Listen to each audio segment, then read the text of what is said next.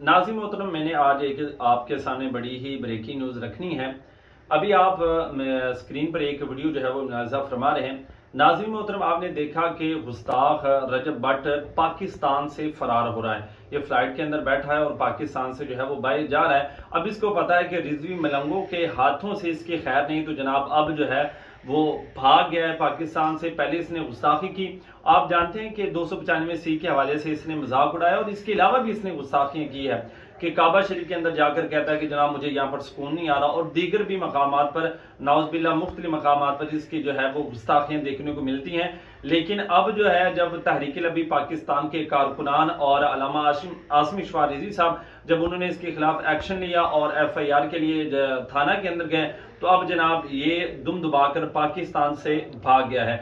Video आप screen पर मुलाहिजा फरमा रहे हैं कि रजब भट्ट जनाब गुस्ताख कि जिसने 295C की मजाक उड़ाया था कानून का, जो कि तहफ़्फ़ुज़ रिसालत का कानून था, उस कानून की जनाब इसने मजाक उड़ाया और अब जनाब मजाक उड़ाकर पाकिस्तान से फरार हो रहा है। अब चाहिए तो यह था कि जनाब गुस्ताखी की है तो जनाब पाकिस्तान का आईन कह रहा है कि इसको जनाब सजा दी जाए, बजाय इसके सजा देने के जनाब हमारे इदारे जो है वो अभी तक खामोश बैठे हैं। तो इदारों से मैं दरख्वास्त करूंगा कि खुदारा 295C जो कि पाकिस्तान का आईन है, कोई हम अपनी तरफ से तो नहीं ना कह रहे, आप उस पर एक्शन लें और इस रजब भट्ट को जो है वो कैफरे किरदार तक पहुंचाएं।